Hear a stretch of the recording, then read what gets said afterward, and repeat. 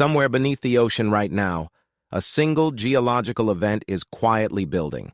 And if it triggers at the wrong place, it could sever the internet connections of an entire continent in seconds. You use the internet every day, but almost nobody knows how fragile the system keeping it alive actually is. The internet feels invisible, like it lives in the cloud. But 99% of all international data, every email, every video call, every financial transaction between continents, travels through physical cables lying on the ocean floor. There are roughly 400 of these submarine cables, and together they carry an estimated $10 trillion of financial transactions every single day. These cables are not the thick armored pipes you might imagine. In the deep ocean, far from shore, most submarine cables are roughly the diameter of a garden hose. That's it. A garden hose connecting New York to London, carrying the communications of billions of people. Laying these cables is one of the most extraordinary engineering feats in human history. Specialized ships called cable layers move at walking pace, slowly paying out fiber across thousands of miles of ocean. A single cable project can take years to plan and cost upwards of $500 million, and once it's on the seafloor, it's almost entirely at the mercy of whatever nature decides to do next. Here's a terrifying detail most people never think about.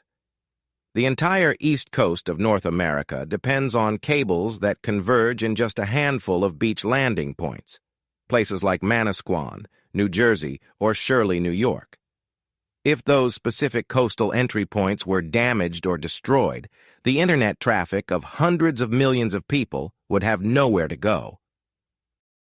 But the landing points are actually the most protected part of the system. The truly hidden vulnerability lies thousands of meters below the surface, where cables run through underwater canyons, across fault lines, and along the edges of the continental shelf, in places humans have never physically visited and may never be able to reach in time to repair. In 1929, an underwater earthquake off the coast of Newfoundland triggered a massive submarine landslide. Within hours, it had severed 12 separate transatlantic telegraph cables, in sequence, as the debris flow traveled down the slope. Scientists didn't understand what had happened for decades, but what they eventually discovered reshaped everything we thought we knew about ocean floor geology. That 1929 event introduced the world to something called a turbidity current, an underwater avalanche of sediment and water so dense it can travel at 100 kilometers per hour along the ocean floor. These invisible, unstoppable rivers of debris have the force to snap steel cables like thread. And here's the part that should keep you awake at night. They can be triggered by something as routine as a heavy rainstorm delivering too much sediment to a river delta. This next fact is the one that baffled scientists for years, and it reveals just how little control we actually have. Stay with us because the next few discoveries get significantly more disturbing. In 2006, a magnitude 7.1 earthquake near Taiwan triggered turbidity currents that severed 9 separate submarine cables in the South China Sea over a 26-hour window.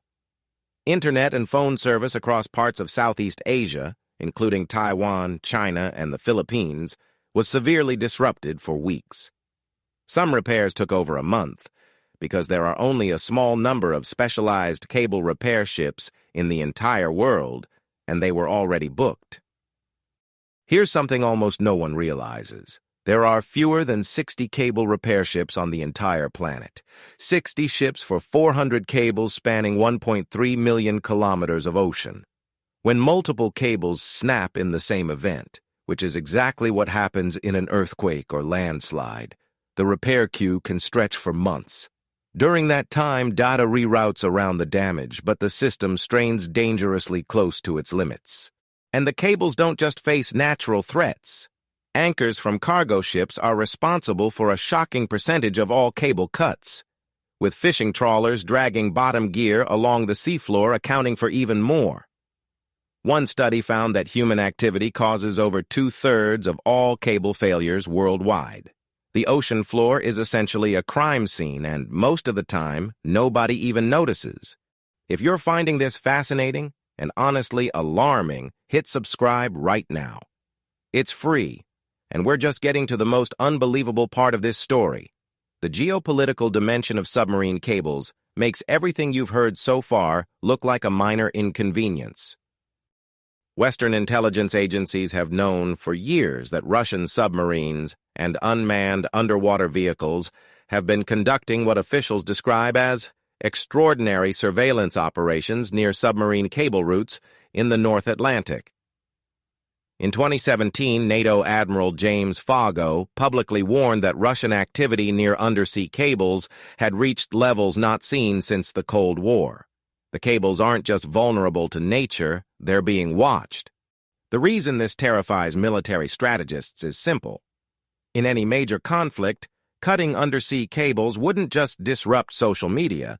It would sever military command systems, financial clearing networks, and intelligence data flows simultaneously. A coordinated cable-cutting campaign could effectively blind an adversary before a single missile is fired. Some experts call it the most powerful invisible weapon in geopolitics.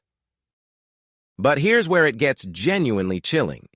The exact coordinates of most submarine cables are publicly available on charts used by the shipping industry. They have to be, so ships and fishermen can avoid them. Which means anyone with a boat, a chart, and a plan already knows exactly where to strike. The vulnerability isn't a secret. It's published.